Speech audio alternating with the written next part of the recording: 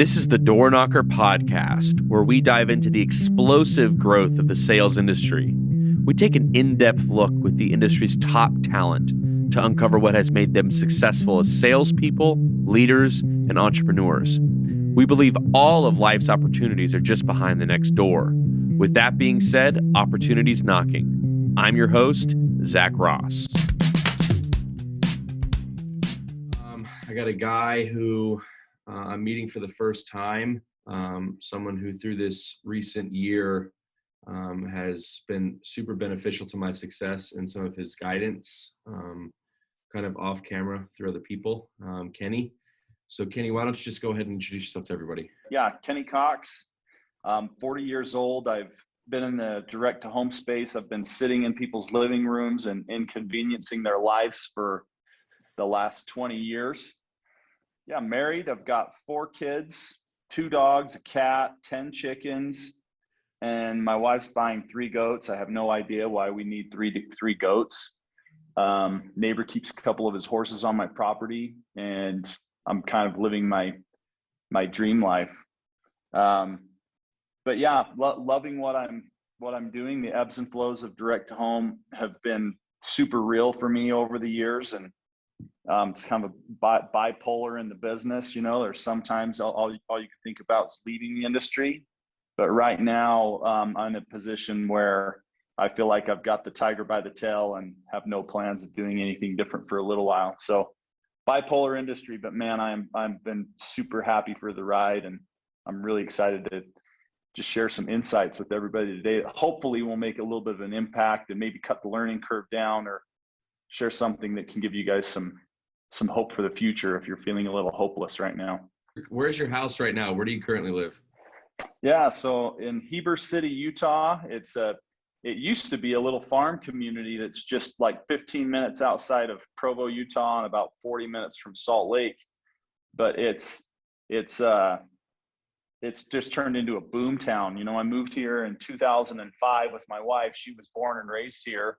And I think the county was like 20,000 people at the time. And now the county is about 60,000 people. In fact, it was during COVID, it was top 5 or top 10 cities in the United States from a growth percentage.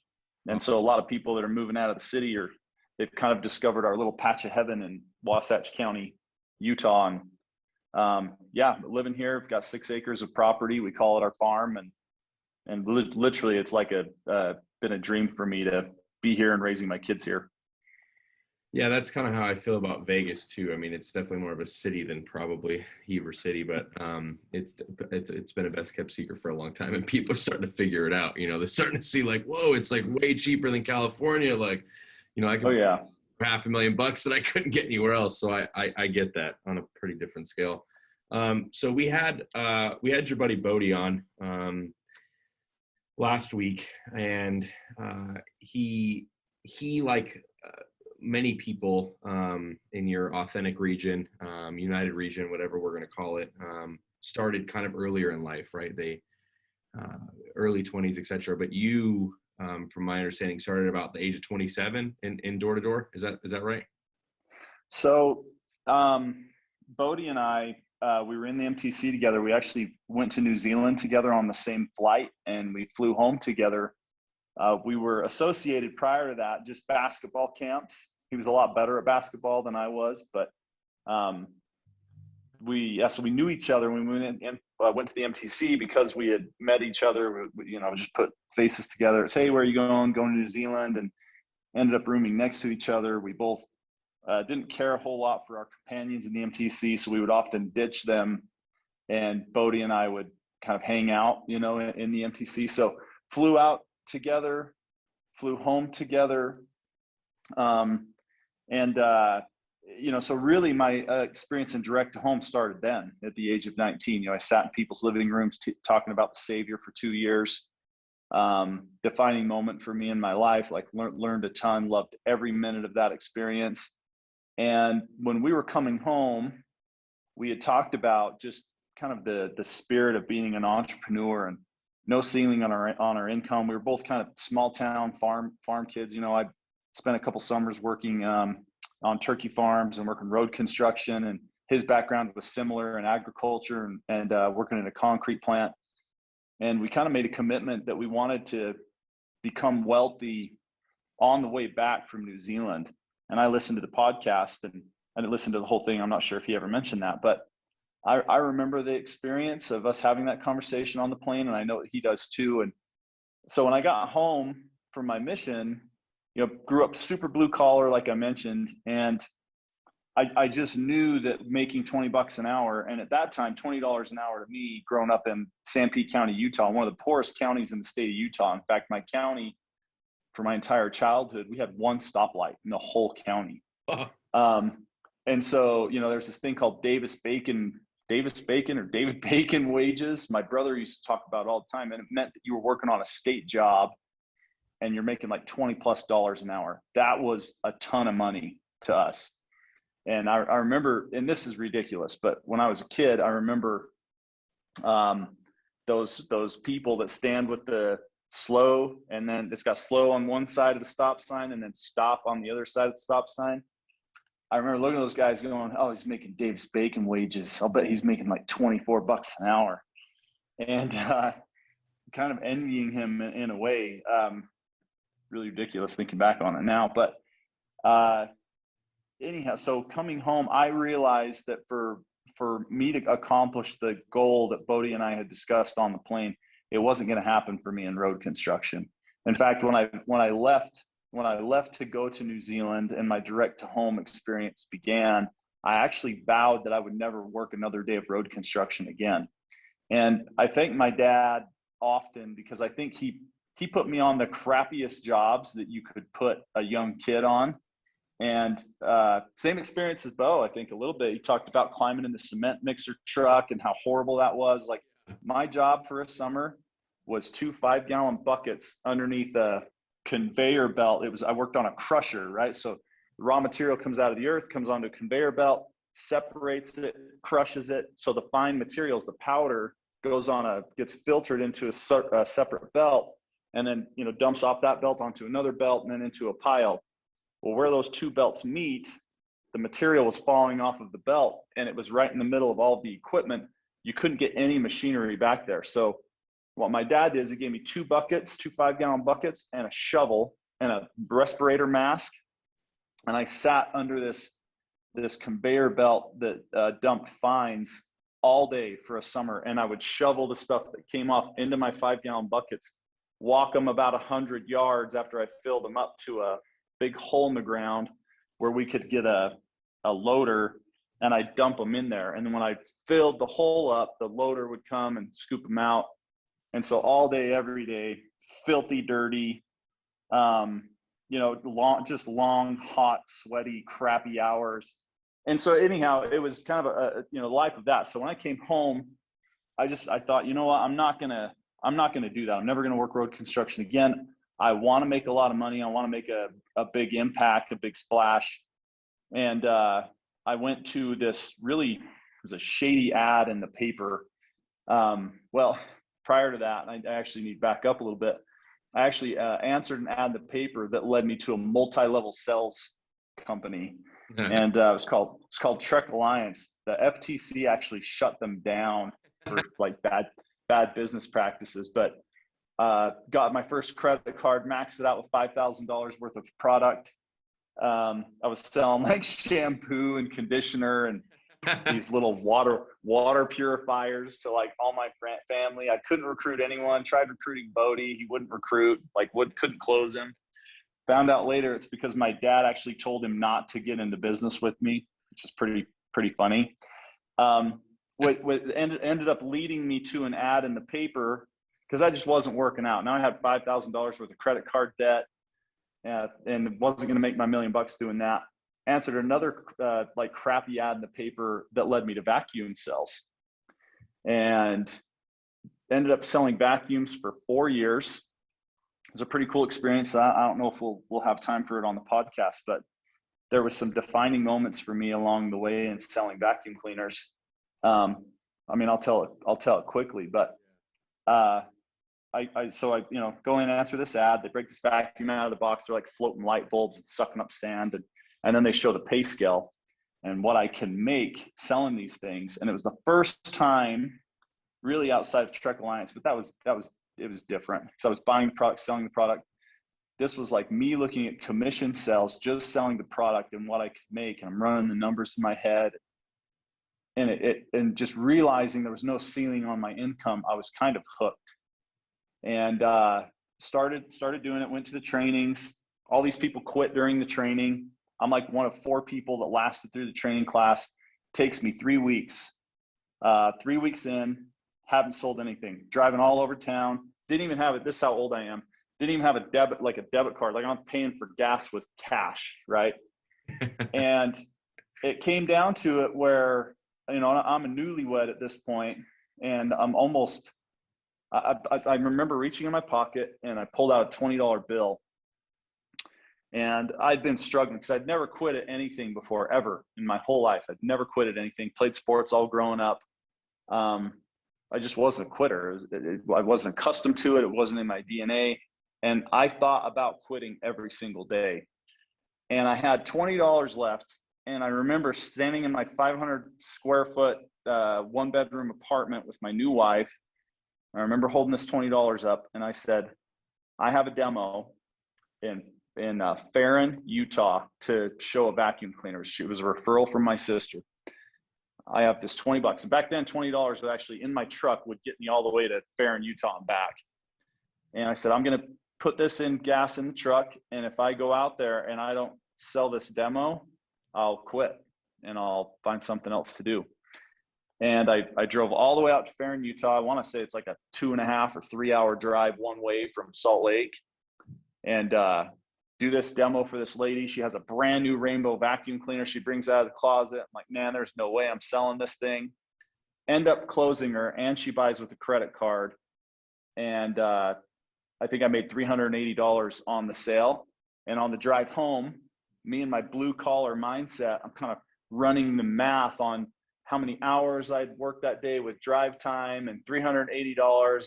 I'm figuring out, you know, I just made like $50 an hour today on this sell. And then the dam broke and I figured it out. And I got to where I was closing like 80% of my sits. I set several records in the Western United States for the company. And it went really, really well as a sales rep. Moved to Texas to open my own store, and realized I could not scale. I couldn't recruit people to do what I was doing. Vacuum, like if you're listening to this and you sell vacuum cleaners, I got mad respect for you guys. It is a tough gig. I've sold lots of stuff door to door now at this point. I've never done anything as hard as selling vacuum cleaners. So doing that, I was answering ads in the morning. Like I put an ad in the paper. I was hiring people in the mornings, running training classes in the afternoon, and selling vacuum cleaners in the evenings. And I was doing that 6 days a week, and then answering calls on Sundays because I'd have people in homes trying to close deals. And I just couldn't keep people. It was a revolving door. I had phone room people on salary. I had my mentors talk me into making some bad business decisions, and I failed.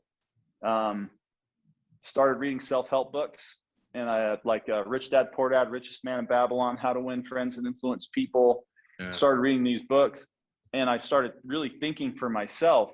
You know, at the time, I was more like a caveman. I was like, you show me the hill, I'll take the hill. And there wasn't much strategy behind what I was doing. And I remember one morning, it was right after my first son, Dylan, he's 16 now, he was born. And, you know, I was in this home, had bought a home, 4,000 square foot home, had nothing in it. I was so broke. It was kind of funny. Back then, mortgages, I got 100% loan to value loan, stated income, no docs, because I had like a 680 credit score. They gave me this house. They qualified me for the home. That is 4,000 square feet. It literally had nothing in it. Had like a bed.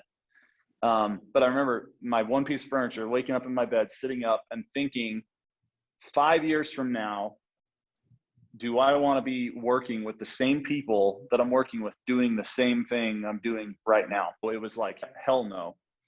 And And literally that day, I called a real estate agent.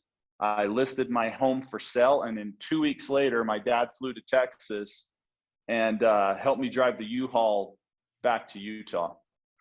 So I guess for me, that that defining moment of 5 years from now, same people, same company, and it was like resounding no. And that's been the beauty, So fast forward, I'll get more to that in a second. But Yeah. came home, thought I wanted out of sales, watched my little brother go with Bodie, because Bodie and I, he was trying to recruit me to sell alarms. I was trying to recruit him to sell vacuum cleaners, and he had been close with my family, right? He was more or less a groomsman at my wedding. Spent a lot of time around like my little brother Kevin.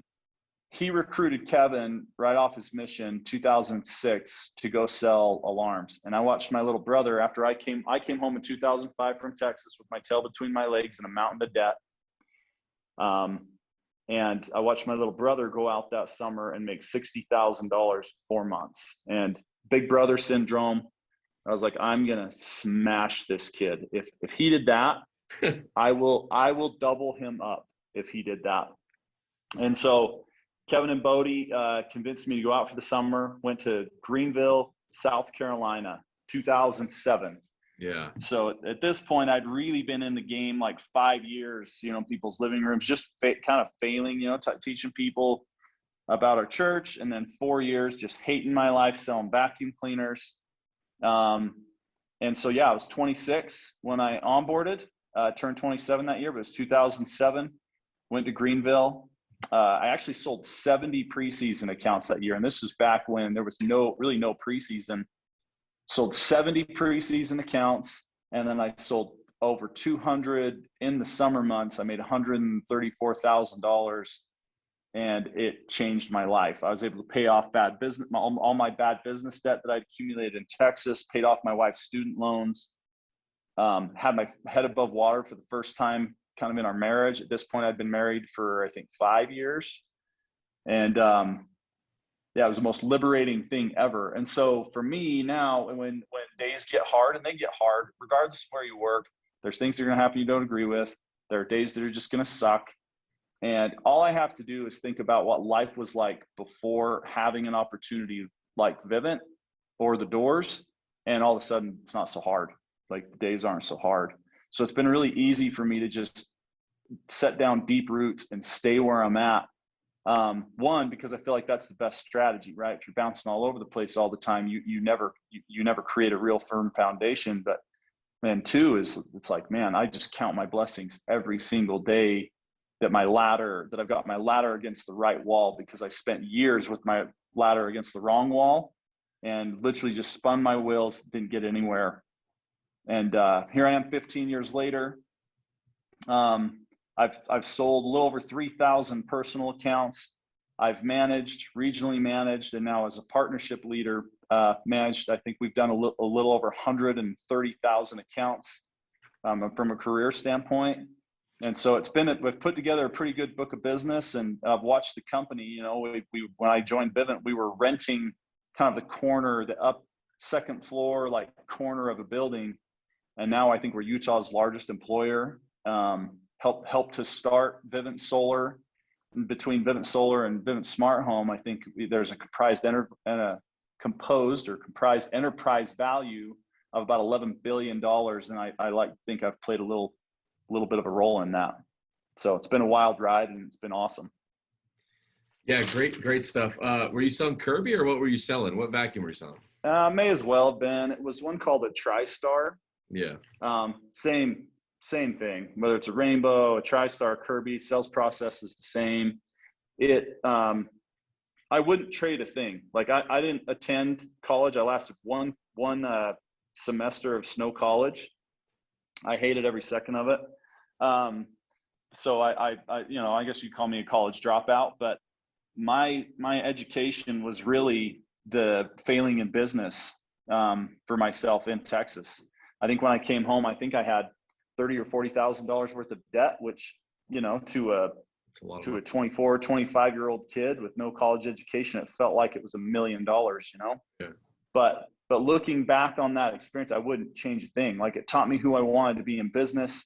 The skill set I actually acquired from selling vacuum cleaners has been extremely universal. When I came to Vivint,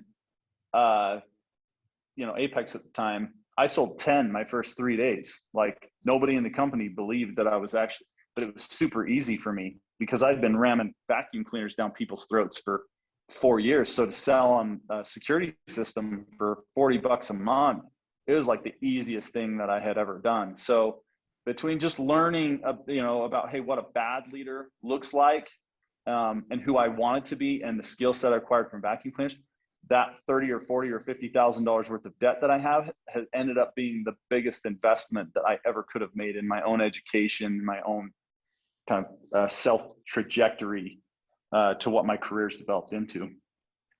Bodie talked about selling in Alabama where like they just don't want to be closed. Charleston was like, I worked on like what's called Seabrook Island, which is like just this wealthy, well-to-do island, and kind of like holidays, right outside Salt Lake. And like, it was just one of those things where I drove around in my big truck and I would hang out with these people and they liked me. And then eventually we got into the conversation of buying a roof, and I was super successful there. I mean, Sam Taggart calls a roofing guy, a golden door if he does $1 million in roofs. So we did 6X our first 6 months, right? Because there was nobody that was out there because it's low country.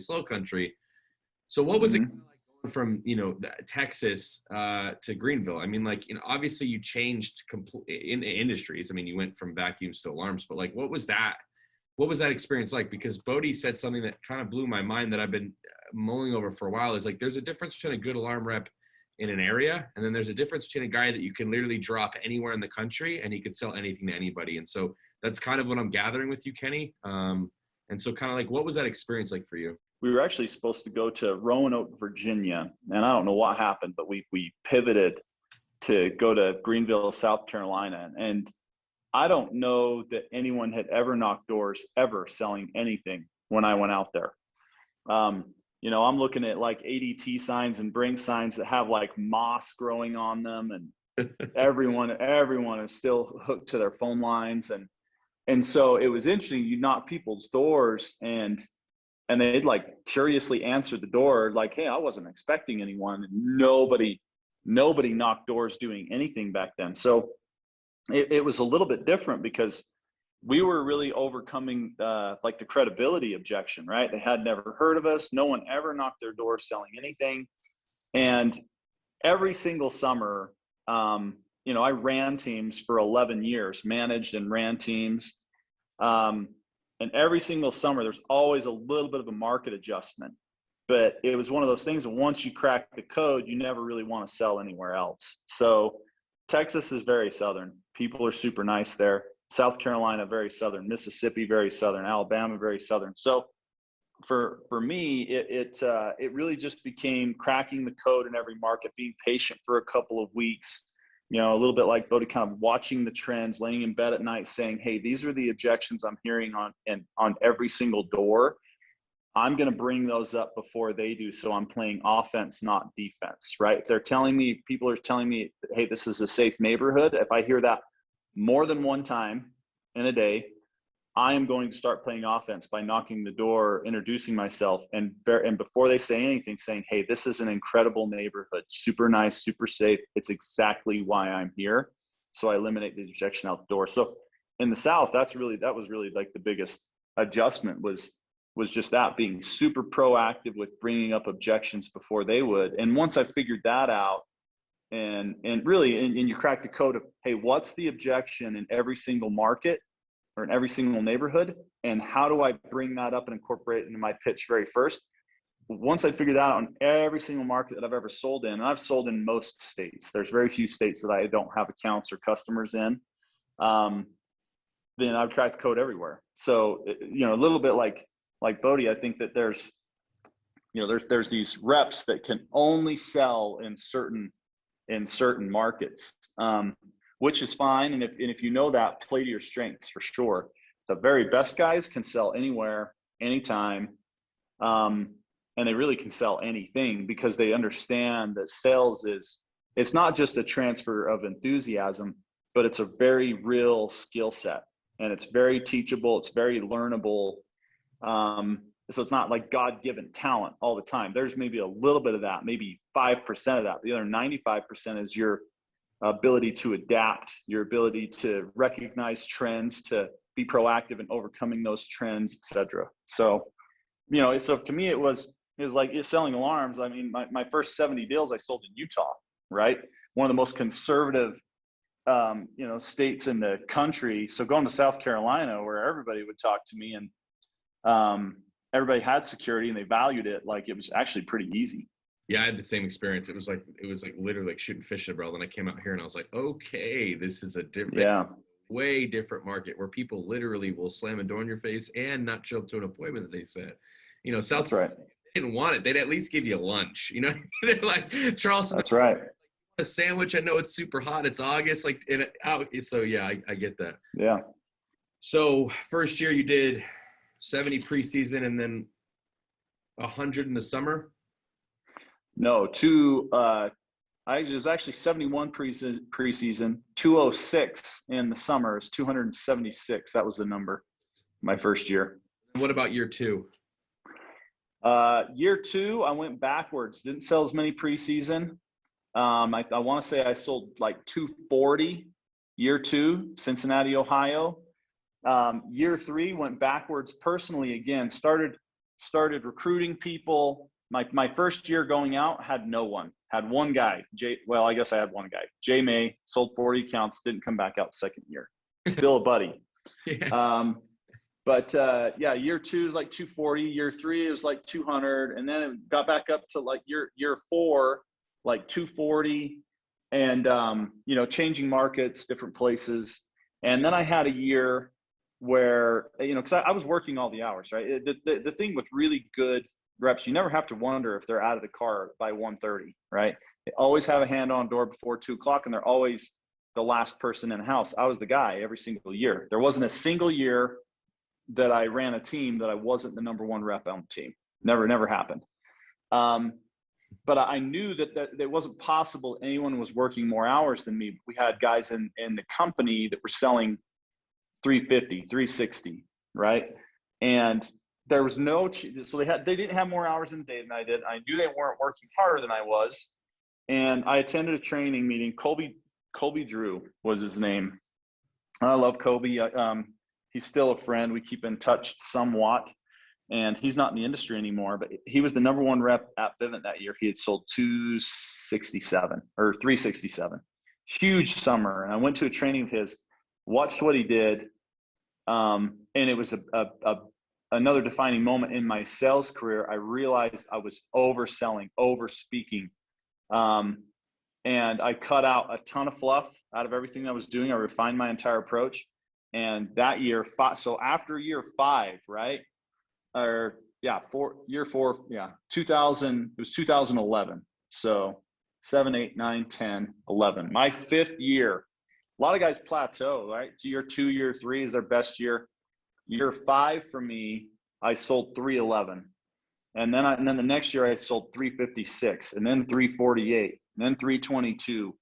And I transitioned to a regional role where it's like 270, and numbers have gone down since. But so to me, that it was my breakthrough season really came like year five in the business.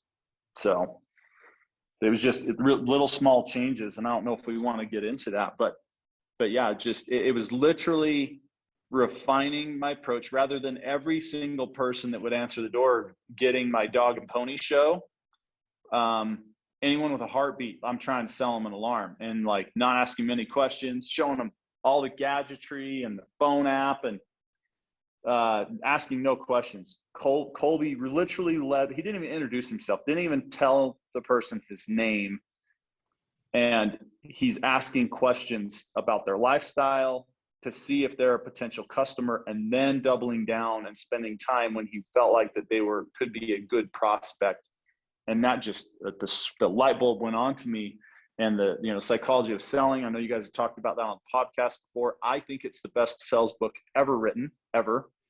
He talked about, it was kind of a combination of attending that training meeting 5 years into my career, and remembering what Brian Tracy says in the book. He said, if you want to sell more accounts, you spend more time with better qualified prospects. And so, bells are ringing, lights are going on. I'm like, man, I've been doing this all wrong. I've been talking too much. I've been spending too much time with people that aren't the best prospects. And what was interesting was that year when I blew up, right? 300, 352, 348, like, I just realized that I was happier in the job. I was saying less words on the doors every single day. I had more energy when the day ended. Like the tide changed for me. Kind of 4 years in, driving home at the end of the day, I want to like punch anybody in the car that talks, because I'm like, I don't know how you have energy to talk. I'm completely exhausted from the day, and here you are asking me questions about my door approach. Like, I don't want to talk to you about that. And then wondering, how much longer can I keep this up? This isn't sustainable. I hate my life. To the next year, saying way fewer words, having more energy at the end of the day, happy to train guys at the end of the day, like just happier in the job because I had tweaked and learned a skill set that was scalable, that was teachable, and that I could sustain, right? Ended up running teams for 6 more years after that, like full-time on the doors every day.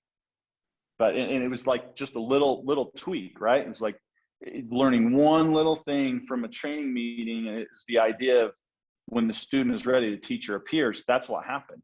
I was ready. I was so humbled from just getting, it's really successful. A lot of guys are like, in this world of smart home or security, 200's phenomenal. It was not good enough for me. Yeah. Right. It was not. I knew I could do more, and I was willing to swallow my pride. I don't meet many guys that have been in the business for 5 years that attend a training meeting, right? They think that they've got it figured out. That's all bull crap. You should always be open and willing to learn a new skill set. Sure. And as soon as you're not willing to learn and adapt and try new things, you're dead. Your growth will always be extremely limited. And the people that follow you, if you're not teaching them a new skill set constantly, they will find someone that will. They will get bored with you if you're not offering new content all the time. So if you're listening to this and you're a leader and you're that guy, it's like, hey, you've been doing it for 5 years or 10 years, and you're still selling the same way you did 5 or 10 years ago, and you're not listening to self-help books, you're not listening to this podcast, you're not reading sales material, you're not keeping up on the new technology that's hitting the market, you're disposable, right? Your people will leave you to go find someone that will teach them a new and better and more advanced skill set than what you are. As soon as you stop growing as a leader, you are dead, and you will expose yourself to your people in that regard, and they will leave you. And I think that that's one of the reasons for me that I've kind of found lasting success in doing this is not that maybe I am like a one-trick pony, but I've always adapted to new sales styles, right? If I hear something, or if I know that there's something coming down the pipe,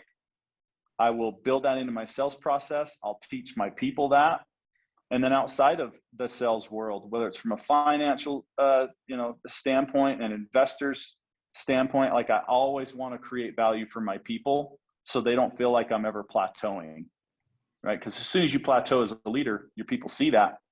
They want more. They want somebody that's going to show them how to get to the next level. So we need to be constantly as leaders looking to level up in every regard of our life. So so much great content, Kenny. So let me just, people are sick of hearing me, but I'm just gonna speak from my experience with you, because I remember, I think I was with, I came into this industry with a fat ego. That's just the kind of guy that I am. And I sat in front of Lee during COVID, like, I needed a job, man. Like I needed something to do, because the industry that I was in was going away, production industry. And I had done the roofing stuff, but it was exhausting. And I want to do this for the rest of my life, etc. And then my interview with you, super successful in the beginning, got some success. And then one day he's like texting me, he's like, hey man, I got Kenny's doing a little like closers training, and you talk about, you just mentioned this, right? Like continuing to learn and willing to go to training, etc. And, you did a little closers training on your 9. Is it 7 or 9? I can't remember. I think it's 9 closes. And I remember I was literally, I shit you not, I think it was 8 in the morning. I was in bed with my girlfriend getting ready for my day. And I was like, I'll just get ready while I'm listening to Kenny. And I'm not trying to toot your own horn, man, but I'm just my experience. And I'm watching you on my computer taking photos of every slide, screenshotting all the stuff. And I'm thinking, this is probably the greatest thing I've ever seen in my entire life. I literally, and I'm sure, you probably got it from somebody else who gave it, et cetera. Mm-hmm. I literally still look at those same slides before I go into a home. I get there 10 minutes early. I run through the slides because you said something that I experienced in the home.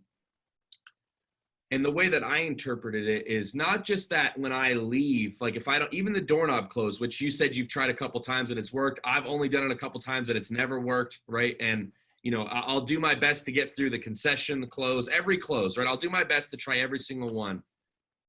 But I feel like I'm doing the homeowner a disservice by at least not trying, right?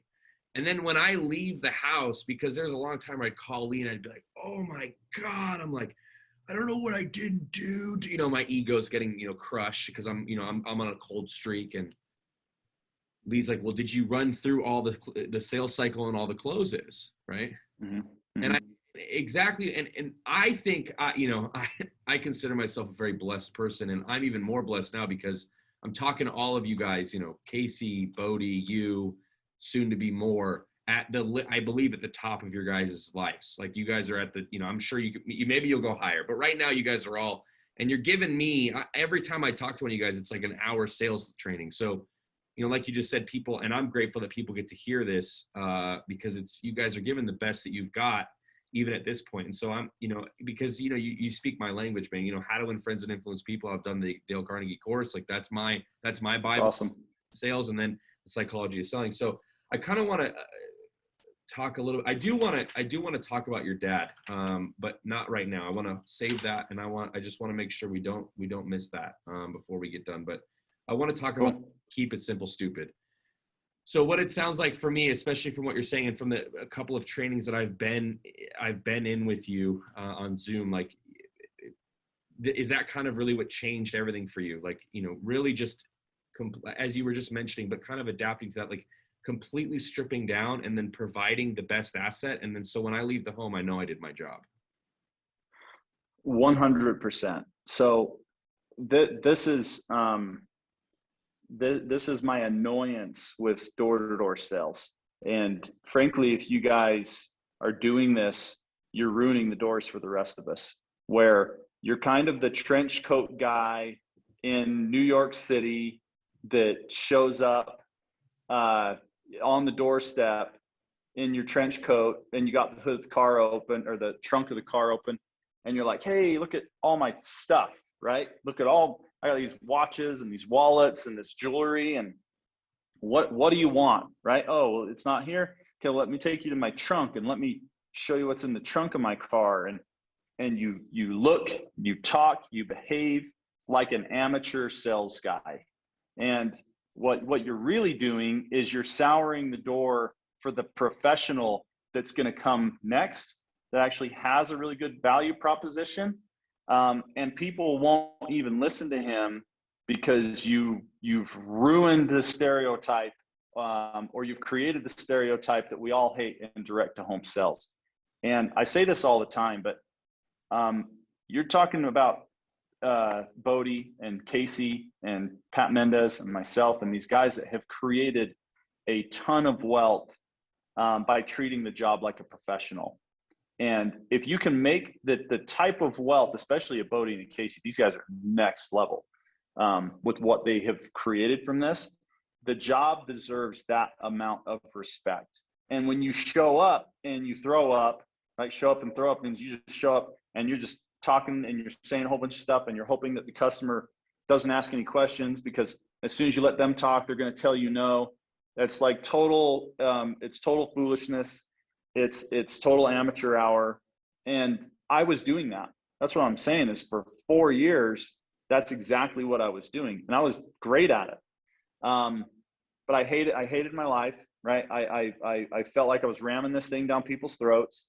Didn't want to let people ask a question. and I was tired, like super burnt out at the end of the day. So what keeping it simple is for me, it was literally just asking better questions and allowing the customer to respond, right? And so it literally became for me, and this was my series of questions. And before I present the offering, I qualify first, right? And again, because for me, I want to make sure that they're worthy of my time. Because if I'm casting my pearls before swine, my pearls are my time, right? And the thing is, during the daytime, if we're knocking doors, if I'm wasting 30 minutes or an hour with unqualified prospects early in the day, I don't lose that hour early in the day. I actually lose it at the end of the day, right? During the best knocking hours, because that hour I lose early in the day, I never get it back. And so where it really, really affects me is at the end of the day, because I just run out of time. So I started, and I can tell you exactly what it was, introduce myself quickly, who I am, what I'm doing, what's in it for them, what's in it for me. I'd introduce myself quickly. And then I would start asking questions where, hey, if I know this is an incredible neighborhood, if you had to think about it, would you be more concerned with a break-in, video surveillance, or car theft? And if they tell me, long story short, if they tell me none of them, I've got a gun, I've got a dog, I've got my wife, she's a professional like trap shooter, she'll kill them if they come into the door, I'd be like, cool, peace, I'm out. I'm not pulling teeth, right? But if they say a break-in, I say, why do you say that? Because when I was a kid, our home got broken into. Oh my goodness, tell me more about that experience. What happened? And people would open up and start sharing with me. And all of a sudden, the customer is the one doing all the talking. So I become a doctor, right? You go to a doctor's appointment and he asks you no questions. If he's just like checking stuff, oh, well, maybe this and maybe that, and here, take this pill, and he diagnoses nothing before he prescribes, you would never see that doctor again. He would lose his license. But as salespeople, we do that exact same thing. We just show up, we start talking, we hope we find something they're interested in, and then we hope they don't say anything and they just close. That is ridiculous. So I started behaving more like a professional, more like a doctor. Show me where it hurts.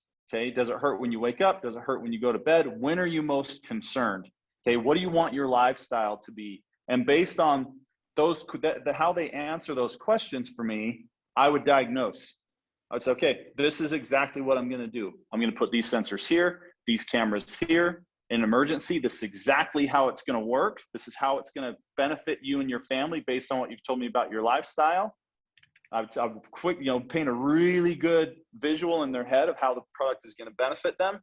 And then I close by asking for name, address, phone number, just march forward.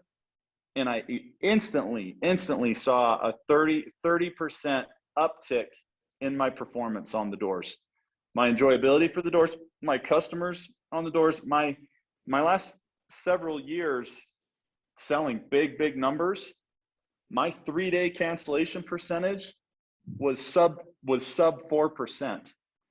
So if I sold an account, I knew there was a 96% chance that they were going to hang on to it. Said a lot actually for Vivint and the quality of the product, but it also said a lot about my sales ability and my ability to ask good questions and then properly diagnose, right? And then write the prescription in way of the order and get the system installed so they could feel the benefits of the product right away. Incredible. I will say this. So after I had the pleasure of talking with Bodie, he, just like every time I do this with you guys, I'm just like, my head's just churning all day. And I get like, it's crazy, man. I leave the podcast and I crush the doors all day. It's for me, it's super beneficial. I don't know about it.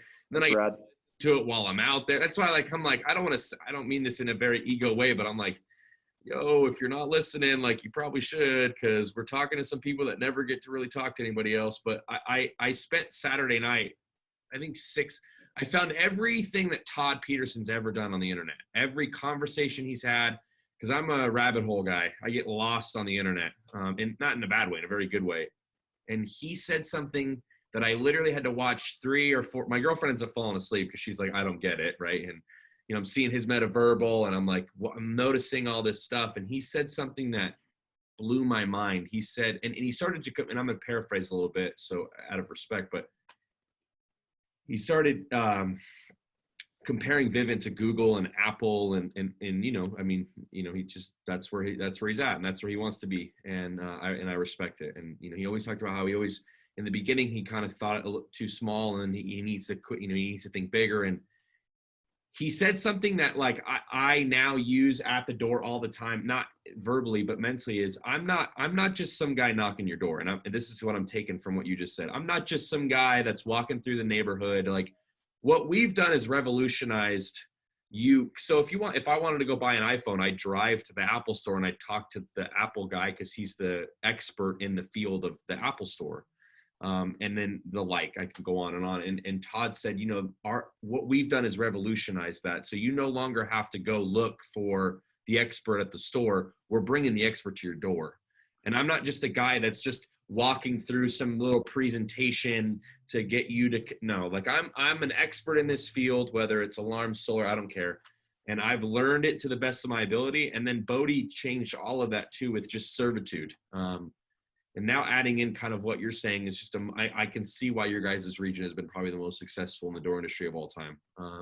Because it's the compounding effect of information, and then your guys' willingness to continually serve and learn. So that's my takeaway from that. So I do, listen, I've been following on Instagram for a little bit, and I saw, your father's memorial on there flipping through, and I don't know anything about your dad, but what I've kind of learned through this is all of you guys have had substantial leadership and mentorship, but also like fathers that have really impacted, I mean, all the way down from Todd to Bodie, KCU. So I kind of like to talk about your dad for a little bit and kind of his influence in your life. Yeah, would love to. So my dad, he grew up in Manti, Utah. He lived his entire life within a 3-block radius. He lived in 3 homes his entire life. The home he grew up in, the house that I grew up in until the age of 19, and then he built my mother, her dream home. It was on the same piece of property as the house that I grew up in. But my father had a global impact. And when he got sick, I was blown away with the amount of lives that he had touched.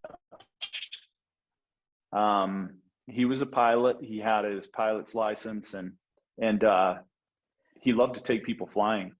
And I had no idea, but there were people that had dreamed of being on an airplane their entire life. He was a spiritual leader in a college ward in Ephraim, Utah. And found out that he'd been flying these kids like on his airplane, like taking them for whatever rides around the valley. He'd been having them to the house for pancakes, and people around the community that people that had kind of made some really bad life decisions that had kind of ruined their lives, ruined their family lives, that my dad would meet with in private to tell them, hey, I love you. I know you've made mistakes, but I love you.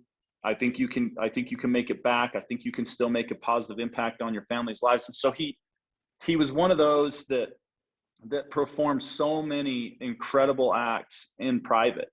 And I posted something on social media, and you may have seen it, where it talked about how the world is a liar. The world tells you it affects money and success, but not any of that with my dad.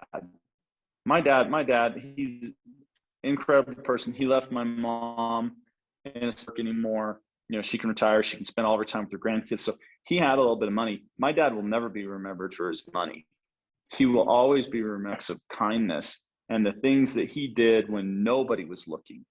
And so I think the greatest lesson that my dad has taught me probably came once he was gone, right? And just seeing the impact that he had before he left. But prior to that, he was just always an incredible example of hard work. Like, we would chop wood in the winters for like widows, and we'd stock up their basements with like firewood and coal back when people would burn coal. We'd show up to the church to set up chairs early. We'd be there late.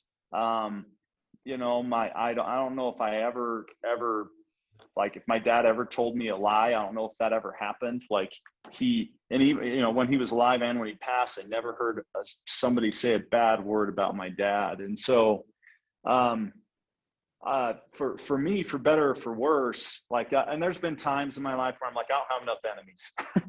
You know, maybe if I had more enemies, I would be more successful. That's crap. I think that you can stand your ground and you can have values that you will not bend on, but that does not mean that it needs to come at the expense of people hating you. And that's what I learned from my dad. Is I think in business, and there are people that get ahead by lying, by stretching the truth, by being bullies, by doing those things, but you're not going to be remembered for that. When you pass on, the people that are going to remember you with fondness are going to be the people that, when they needed a heavy hand, you gave it to them. When they needed a soft hand, you gave it to them, and you loved them no matter what. So, for my dad, that was like that was it. He was a constant star, for sure. And so I will be, the rest of my life, for sure, trying to fill his shoes, and I hope that I'm worthy of it, you know?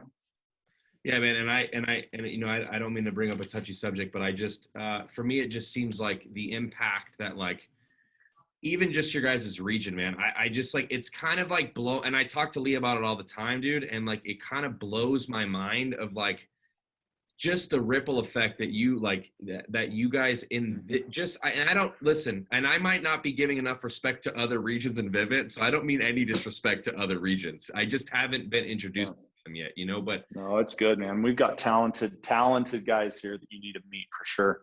So and I just see, it's blown my mind, dude. Like, the impact that, like, and just everybody's just, because there's other people in the door-to-door industry that aren't as giving as you guys are, and they don't live by the same principles that you guys do. And I know that there's definitely some outside stuff that you guys have done in your life, that affect that. But I just, for me to just capture in the moment, like, who Todd is, what Todd's, Mm-hmm. I mean, just the stories that Casey and Bodie and you, and I hope one day to talk to Poppy, and, just what the goal was with Vivint, and then the impact that your guys' fathers had on you, and then how that affects every single, I mean, 40,000 people went through your guys' organization, right? So yeah.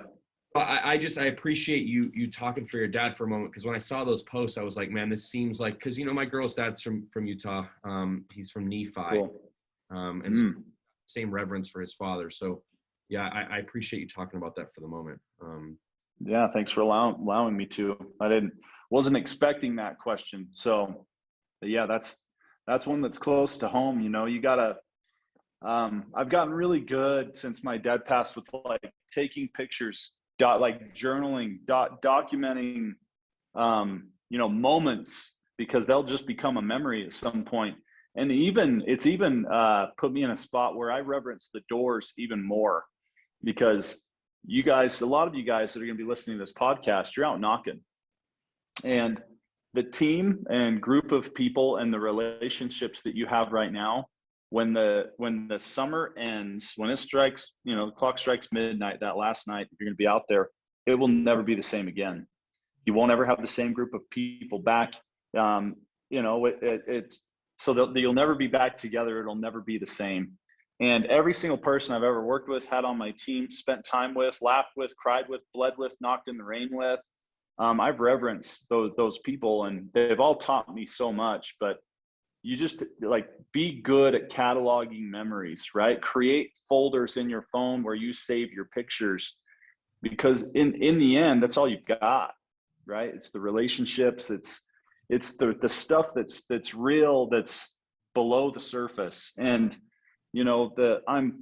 my best friends are still Bodie Gardner, Casey Bach, Jeff Mendez, Ricky Schoaf, John Taylor, Nikki Listen, the Rawlings, like, these guys that I've worked with in the trenches for these years, that we've had a positive effect going both ways. that's off the surface. It had, a little bit to do with the money, but mostly about just enjoying the moment, enjoying the people that you're working with, and kind of the band of brothers. Because if you can do that, if you can work around great people, if you can be fairly compensated, if you can agree with the direction of the company, you should double down and cherish the journey, right? Find joy in the journey along the way, because the older I get, the more sentimental I become, and the more I value those experiences and friendships. And I took those things for granted in my 20s and 30s.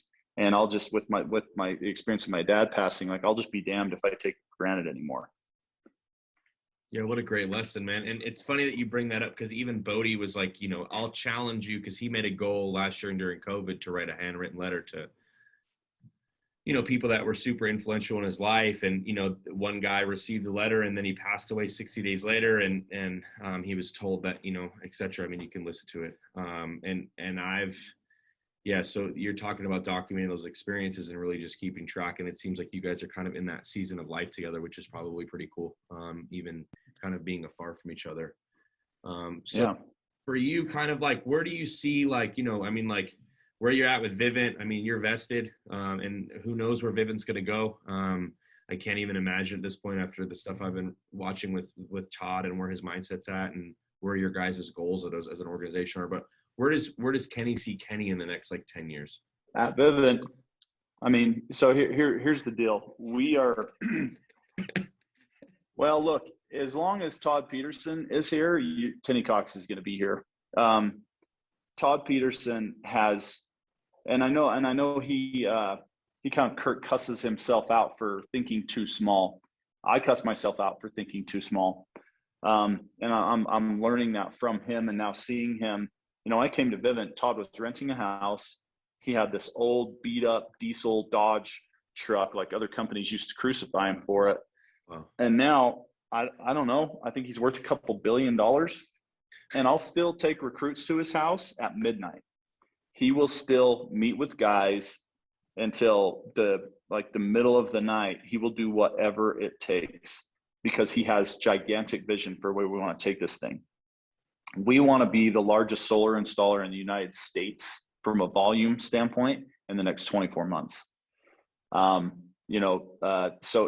for me, smart home, I love it. I love smart home. I love the opportunity it's created for me.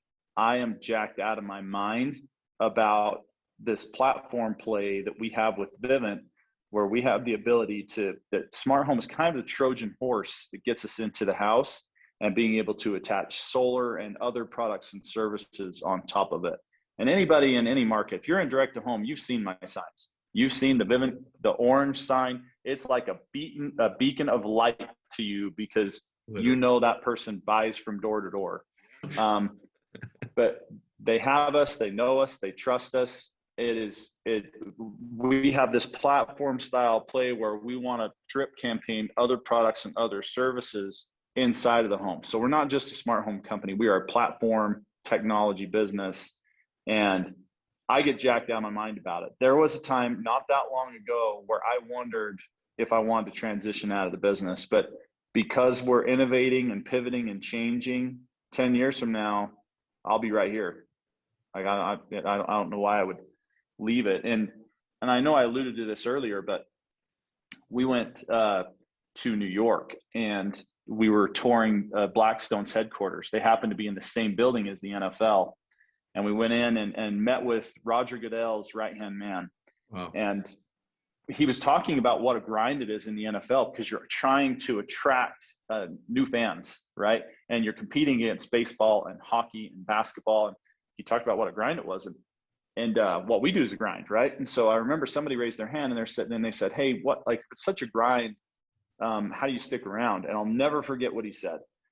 He said, "Every 4 years, I kind of lift my head up out of the trenches of the NFL, and I ask myself 4 questions. And as long as I can answer yes to all 4 questions, I put my head down and I don't think about it again for 4 more years." And he said, "Do I like the people that I work with? Do I agree with the direction of the company? Am I growing as an individual? And am I fairly compensated?"